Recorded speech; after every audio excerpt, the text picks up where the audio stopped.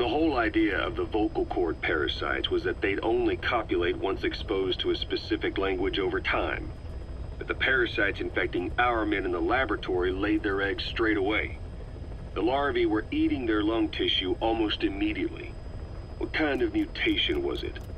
Those who were infected and cured still carried the vocal cord parasites in their throats.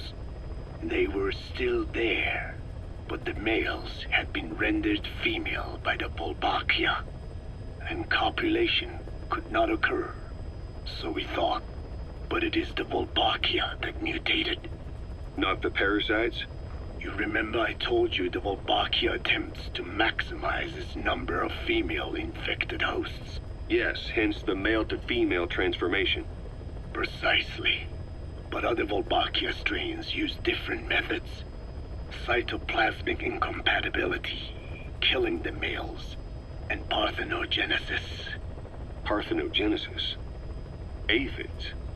Aphids use that to reproduce via females only. Very good.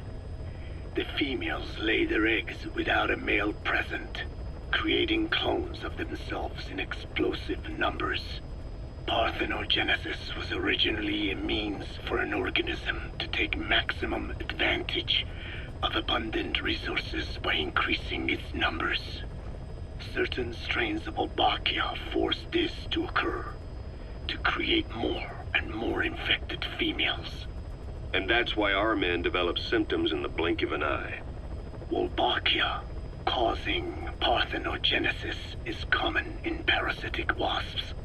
Of course, the Wolbachia I introduced to you men did not have this characteristic, but I believe the mutation, whatever it was, caused it to force parthenogenesis in its host, the vocal cord parasites. The Wolbachia we used to prevent egg laying became the agent of limitless reproduction. There's something else. The symptomatic infected in the laboratory all wanted to get outside, even knowing there was napalm waiting for them out there. You said the parasites made them act that way, but parasites controlling humans. Is it possible?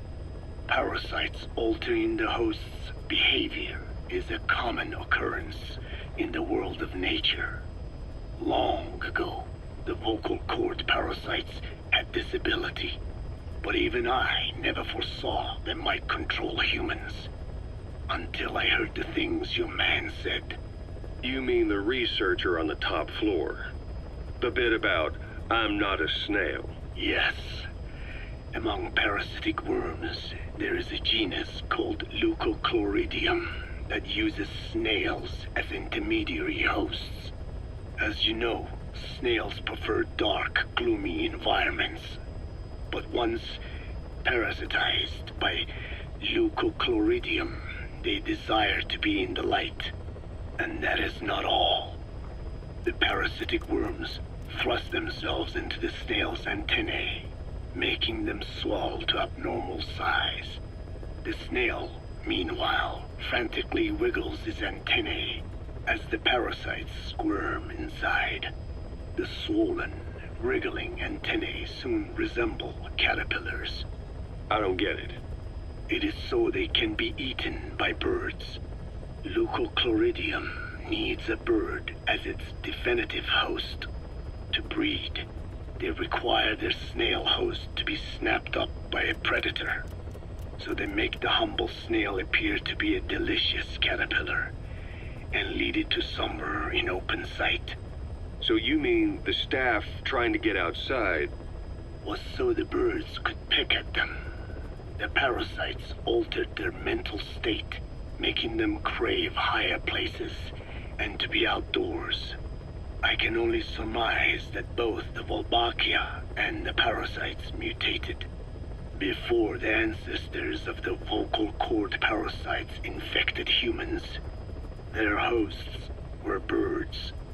What we saw in the laboratory was some throwback to that time. The parasites attempting to make birds their intermediary hosts.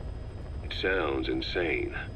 A praying mantis that is host to a parasitic hairworm will die dive into water and drown itself, just so the hairworm can lay its eggs in water.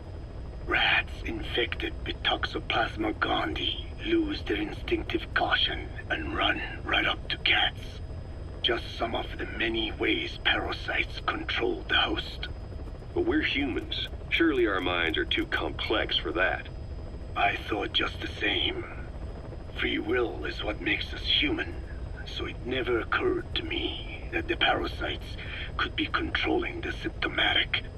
But the mood, the will of a person can be easily affected by the balance of their cerebral substances. Take the toxoplasma I mentioned. It does infect humans, and it is thought the infected develop a more reckless attitude. But to think that mutations occurred in both the Wolbachia and its parasite hosts. Your observation is most apt.